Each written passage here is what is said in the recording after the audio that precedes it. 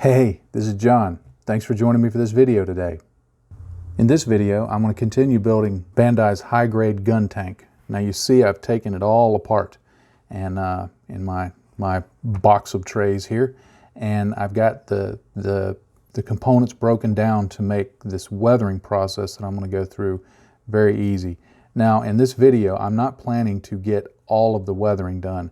I want to get the tracks done, and I want to get the panel lining done, and maybe the chipping. I think that'll be enough for one video, and then I want to go into, in the next video, developing all the stains and streaks and rust and all the other things that I'm planning to put on. Now for the tracks, I'm going to be relying heavily on Martin Kovac's work. If you're not familiar with Martin Kovac, aka Night Shift Scale Models on YouTube, he does some amazing armor work.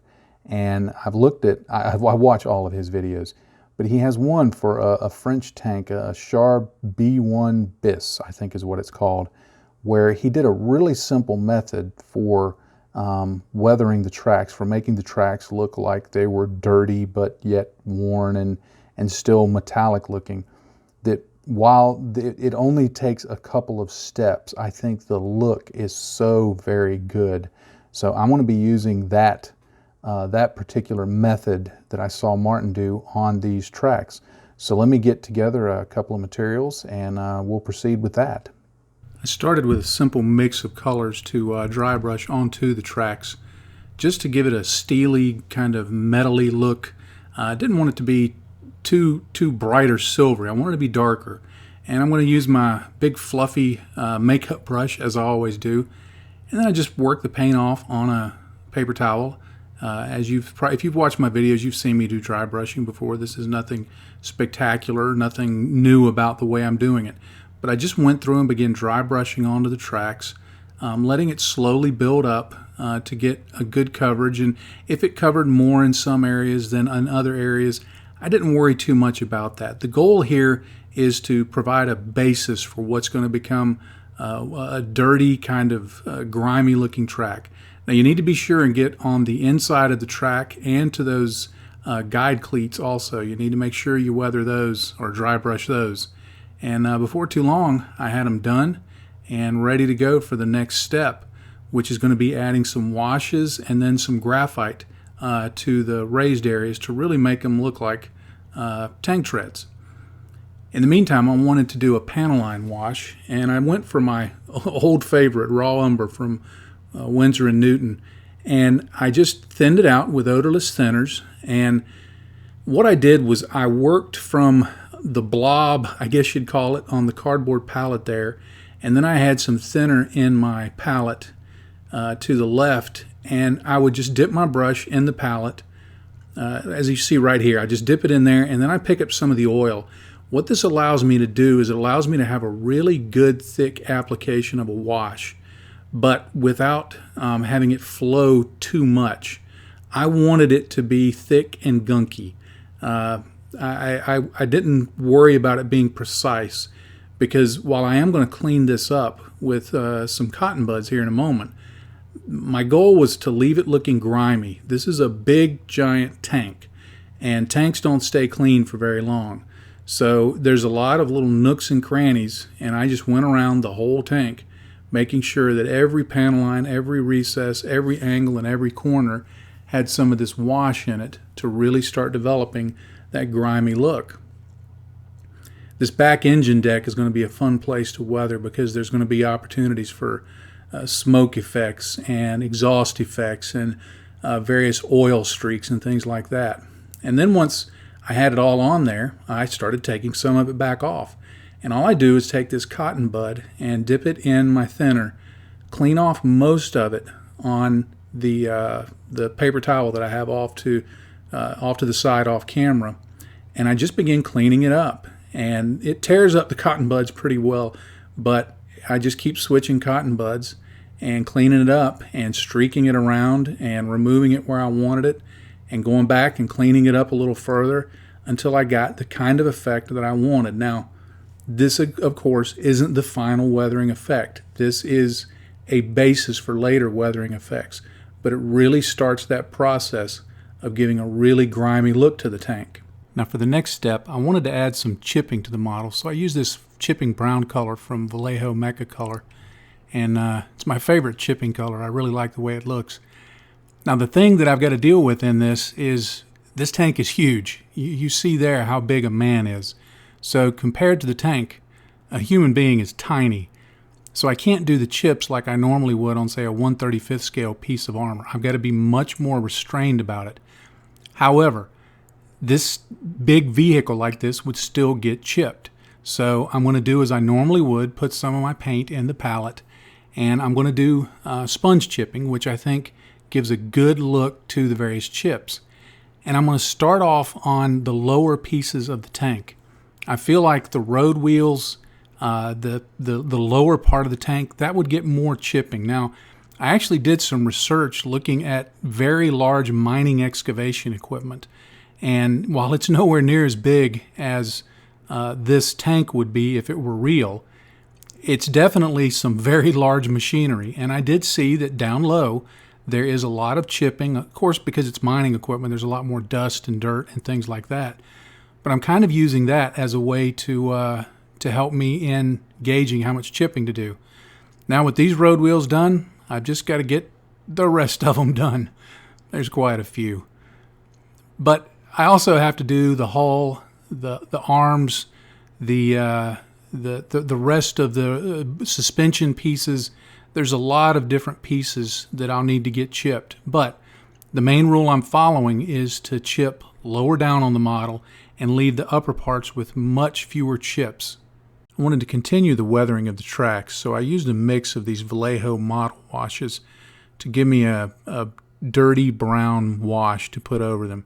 And I didn't do anything particularly special to them. I just coated them in this wash, making sure to get in all the nooks and crannies, letting it go in there very heavily. These Vallejo model washes tend to dry very transparent, so you can put on a lot, and at first it looks like there's quite a bit on there, but once you get it on, it'll dry much more, as I said, transparent. Don't forget to work the inside of the tracks too, because that's going to need to be weathered and grimy. And what I'm attempting to do here is just make it look like it's a big steel thing that's rusted a little bit, that's got some grime on it, and that dirt gets in between the tracks. Now, the next thing I wanted to do is impart some metal effects on it. And one of the best ways to do this is with graphite. You can get custom-made model products for this, but just getting this big stick of graphite and sanding some off and then using this sculpting tool to apply it is one of the best ways to get shiny metal effects onto your model. And I simply just take this and rub it on. There's no great technique to it. You just rub this stuff on and it imparts a very shiny look to it. It will rub off easily, so you may have to apply this several times while you're building the model, but it's a great product. Keep in mind that if you put a matte coat over it, you'll take away that shine. So make sure that any clear coats are already on here. And you can see how it gives it a shiny metallic look, like it's been worn down from riding over streets and rocks and everything else that's going to scrape that down. Now there's some leather looking parts at the shoulders that I wanted to give a shade and a highlight to. So I started off with this Citadel Nuln Oil, and I'm just going to put it on really heavily here. I'm not going to try and be restrained in my use of it. Now what I will do is once I get it on there, I will go and look for any areas where it has pooled in a flat area, an area that's not a recess, and I'll wash that out of there. I'll just work that out of there with the brush. But anywhere there's a recess, I want that shade to be in there so that it gives it some depth. And you can see here, it just makes it look a little more 3D, gives it a little more dimension. Now I'm going to use this lighter Iraqi sand color to do some highlights. And I'm going to use my favorite big fluffy brush, it's just a makeup brush, to do some very light dry brushing. And you've seen this before. You get some paint on your brush and you work it off on a piece of paper towel. Now, if you're using one of these makeup brushes, you really have to work it off because it will hold a lot of paint. And then I just start lightly hitting the edges. I'm not putting a lot of pressure on it here. I'm not really bearing down on it. You can do that if you want to impart more color. But I really just want to hit the highlights, kind of bring up some color on the flat areas, and just make that part look like it has a little more depth, to give it a bit of a textured feel. You know, I don't know why something this big would have leather shoulder pads, but hey, it looks cool. And when I'm done, you can see it looks okay. It's not, it's no longer flat looking or monotone. And once the arm is assembled, it looks the part, does exactly what I want. Now it's time to build the tracks. I could weather all of these parts individually, but I just decided to build the tracks and stick them on the model and go with it that way. It's 6 and 1/2 dozen of the other in my mind to do it ahead of time or to do it after you put it on the model. Now, be careful when you're building this. There is an inner and an outer section. The outer section is all flat wheels. The inner section has some that have holes in them that line up with pegs on the side of the hull. So be aware of that.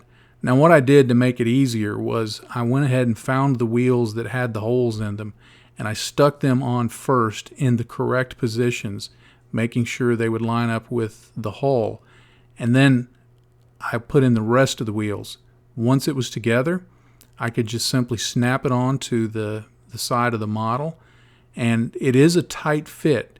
You'll have to jimmy it around just a little bit to make sure they're all lined up. But once you get a couple of them lined up, it just goes together. It did take a little pressure, but they go together without a problem.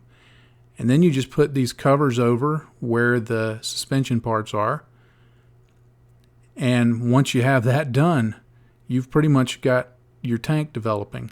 And it looks the part. I like the way this looks. It's a really cool looking model, and it would be fun for anybody to build. So there's one track down. Now I got to get the other one done. And there it is. So pretty quickly, and this only took me about 5 minutes total. Pretty quickly, we're ready to move on to the next step. Don't forget the scale of this model. This little figure shows that it's a big one. Now, for the washes on the tracks, I want to use this glaze medium, and I'm going to start with this light wash. And I'm going to go in here and I'm going to deliberately streak it up and down on the model. But I'm not trying to not coat everything, but I'm also not trying to avoid coating everything. I want a heavy level of this color because it represents dust. So I'm just going around the tracks and the wheels, and on the wheels I'm stippling it on because as those are going to be rotating, there's not going to be necessarily streaks on them. They're going to be all around. But I just continue going back into the palette, getting this wash, and it's going to dry very, very faint. That's the benefit of using the glaze medium. I could have used water, but water tends to make these acrylic washes leave tide marks. But by using the glaze, it thins it out, but it doesn't stretch the acrylic, the color out. So you're basically adding more paint without pigment to your paint. And I just paint this on the front and the back.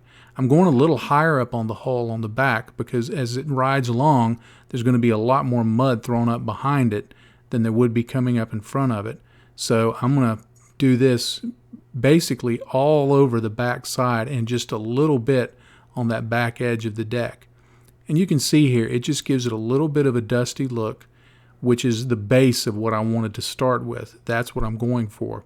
Now the next step will be to add just a little bit of a darker color to the wash and continue with that process. This time in the application, I'm going to be a little more precise with where I put it. I'm not going to spread it all over. I'm going to focus on areas that there might be more things streaking down from, like below those little round things. Water would collect, dust would collect, and then as the water ran down below those, there would be more of the dust appearing there. So I really want to highlight those areas. Now at this point, I added even more of the darker wash to my original mix, and I'm going to be even more refined about my application, putting it right in the center of that previous darker application because I want to enhance those areas. And you can see by looking at it right here that it's really starting to develop a dusty, muddy look. Because remember, there's going to be some dust that gets onto it, and then that's going to dry up, and then there's going to be later mud kicked up that's going to be dried and wet. And then at this stage, the last thing I want to do right now is to do some splattering. And I just get some paint on the brush, test it on the paper towel a little bit, and then just flick it against this toothpick. And that gives a nice splattered look to the model. And I apologize for my hand being in the way. I was so focused in on what I was doing that I didn't even really pay attention to where my hand placement was relative to the camera. But this just gives a really cool splattered effect. And you can see there when I'm done how that looks on the model. As I looked at the tracks, I realized I had forgotten to color in the area where the road wheels and the treads met. Those should be silver because they get worn down constantly as it rolls around, and no matter what environment it's in, that's going to be continually just scrubbed clean. So first I grabbed this AK pencil, and I just wanted to go in and lightly draw in where the road wheels would grind against the treads. I had meant to do this before putting it all together and just completely forgot. So I just drew into the spaces between the wheels and got that in there. And then for the wheels themselves, the road wheels, I wanted to use lead belcher. And all I did here was go in with a fairly big brush, and I just painted those edges. Again, this had been something I had planned to do before assembling it when they were easier to do this on, but it wasn't a problem to do it here. I just painted around it and got all the visible areas. Next, I want to do some oil weathering to kind of finish off the weathering. I already had my oil set up on a palette from working on another model, and I only wanted to use a couple of these colors, the darker colors there on the left.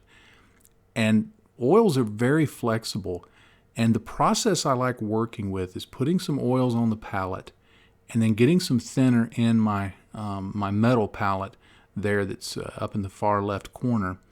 And I just begin a process of dipping in the odorless thinner and picking up some oil and putting it on the model, and then cleaning off my brush and just continuing to push the oils around, I guess you'd say. Push them, pull them, you can move them around the surface of the model, and it just contributes to a really dirty, grimy look. And you can, depending on how much you clean up, you can make something look really grimy or really dirty, or just make it look like shadow. You have a lot of flexibility. Notice here where I'm doing this on this hatch here. Around the bottom, I put it in fairly heavily, and I don't try and hold back on it. And then I go over into my thinner and I clean off most of the paint from that. And then using the little bit of thinner that's left on the brush, I just simply go back in and blend that in. I wanted this to be an area that was kind of dirty and grimy from the crew climbing in and out of it. So I wanted to add those oils, and they give you that great flexibility to do this. And you can do this on every part of a model. Here I wanted it again to be dirty and grimy, so I added in a lot more there. And on the engine deck, I wanted it to be fairly dirty there also, so I made sure to put in plenty of oils there. And it's just a process that you control. You decide, does this look right? You keep adding and taking away and changing colors until you get it to look like you want. I also added some on the upper turret, although I was much more restrained in this because my thinking is because of the height of this, it wouldn't get a lot of dirt on it. It wouldn't get a lot of grime on it. It would stay relatively above that. Because remember, this is going to be several stories up in the air. So I only wanted to do a few areas of shadow and keep those reasonably clean.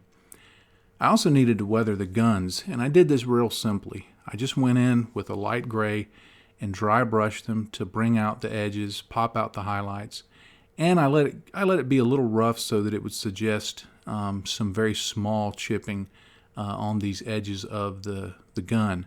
And then I went in with a sponge and did some actual chipping, and just wanted to make sure that it looked like it had been used, like it had been fired. Remember, these things are the size of battleship guns, so they're going to get some kind of abuse whenever they fire. And then finally, I wanted to do some soot effects on the gun barrels. And for this, I just used Tamiya weathering powders. That color there in the middle is called soot, and it's just a dark, very sooty looking color. These are great for this purpose. You do have to be careful when you put them on. If you don't apply a sealer over it, they can wipe off very easily, so keep that in mind if you ever use these. All right, I think it's time to call the Guntank done. I'm pretty happy with how this little guy turned out. It's a fun little kit, and if you're looking for something to build that's a little different, even if you're already building Gunpla, or maybe you're wanting to get into it, if you come from a traditional modeling background, I'd say this is a great crossover kit that gives you a little bit of both worlds. I mean, you get the excessive scale, the giant size that, in terms of scale, that a Gunpla brings to it, and you get the articulation and the Bandai fit and all of that. But you also get this chassis, which is, you know, a fairly traditional armored chassis, and all the opportunities that come for weathering that and doing that like you would a traditional model. So this has been a really great, fun little build. As I look over it, I'm fairly pleased with how I managed to stick to my goal of keeping everything a little bit balanced, not getting too heavy into one area of the weathering, but kind of keeping it all together as one sort, as a friend of mine says. I do think on a few places I let it get a little out of scale, but again, when you're working in 1/144 scale, it's very difficult sometimes to not do so and still convey certain things, conveying being dirty or being chipped or things like that, with them getting a little bit out of scale. But I think I kept it fairly close so that, you know, now if someone looks at this and they're not familiar with the Gundam universe, they're going to probably assume that this is the scale of a 1/35th tank. And they'll see it and they may, you know, enjoy that and like the way it looks. Someone who knows Gunpla is going to look at it and say, okay, yeah, that's, you know, this is 4 or 5 stories tall here. So different people will see it different ways, and that's fine, but I think I came close to keeping it in scale. I think where I fell away the furthest from it was just right up here on the front. I think some of these mud streaks are just a little too big, but I'll live with it. One thing I did do, which I didn't show on camera, is I added a matte coat to the turret and the hull. Now, and the guns. I left the tracks untreated because I wanted that pencil on these cleats to show through.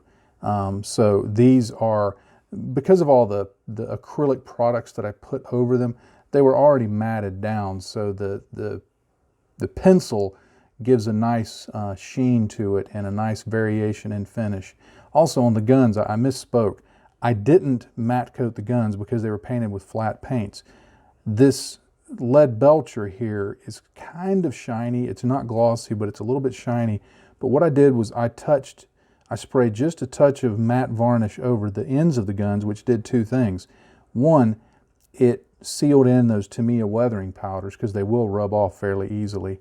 And 2, it gave it a little different finish, so as you go further down the gun, it goes from a slightly metallic, slightly glossy look to a more satin sheen down to a flat finish, which I think makes it look more plausible, like it's shot things. Like this part down here has had a lot more heat from the rounds coming out. I don't know if that applies, you know, from a physics standpoint, whether that would be true, but I think it looks kind of cool. Well, I think this will wrap up the video. Again, if you're looking for a cool kit in the Gundam universe that's a little different, definitely take a look at this because it is different. It's a lot of fun, and it looks really different. It looks really cool. when you get it finished. So I highly recommend it. But thank you for watching this video. Thank you for hanging around till the end. I always appreciate it. I know there's not a lot of folks who stick around to the end, and so I am grateful for those of you who are still watching at this point. Thank you very much. I'm grateful for everybody who watches, but if you watch all the way to the end, that really means something to me, so I appreciate that. There are links down below to various social media that I'm on, and if you're on those also, then please connect with me there. I'd love to hear from people. There's a link to my blog. When this publishes, I will have additional photos of this model on my blog, so there should be a link down below. If it's not there immediately, check it after a few days because I'll put it up. I'm going to be out of town when this publishes, actually, or I'm probably going to be out of town unless plans change. So it may be a few days before I follow up with the photos. But anyway, check back if you don't see that link there. There's also a subscribe link down this way somewhere. And if you're not already a subscriber, please click that subscribe button and hit that little bell icon. It really does help me when you subscribe, when you like the videos, when you give them a thumbs up, when you hit the little bell icon to be notified of things. And it especially helps when you leave comments and when you share these videos. I would very, very much appreciate if whatever social media platform you're on, if you would just share this. Even if your comment is, you know, hey, look at this idiot building models, I would be very grateful for it. Finally, there's some links down below to Patreon. Patreon makes what I do possible. I could not afford on our family's budget to do the modeling at the pace I do with the materials and the kits that I do, were it not for Patreon, for people supporting me in that way. So if you like what I do and you're able to, I would be most grateful if you would just click on that link and just take a look at what's there. If you see something that you like, one of the tiers that you think you'd want to support me at, I'd be grateful for any of that. So please do consider that. And finally, if you're a Patreon supporter already, thank you so much. You guys really do. I just can't say enough how much I appreciate that you stand alongside me in trying to share the fun of this hobby, the joy of this hobby. Tripping over my words here. I need to finish up. Share the fun of this hobby and the joy of this hobby. I can't say it. I don't know what's wrong with me. Anyway, and share just some simple techniques that anybody can do, because truly, anybody can do this with just knowing what to do and with some simple materials and just practice. That's what it takes. You can do a great result with just some practice and some simple materials and simply knowing what to do. And so I hope to convey that to people that, you know, I'm nothing special. I've been doing it for a while, and I built a lot of models, and I've learned from a lot of mistakes, and I've learned a few things that work. So thank you, Patreon supporters, for allowing me to do that and share my love of the hobby with the rest of the world. And with all that stumbling and starting and stopping being done, I'm going to leave you with one final thought, as I always do. In this hobby, if you're not having fun, you're doing it wrong. Happy day to you, friends. Bye-bye.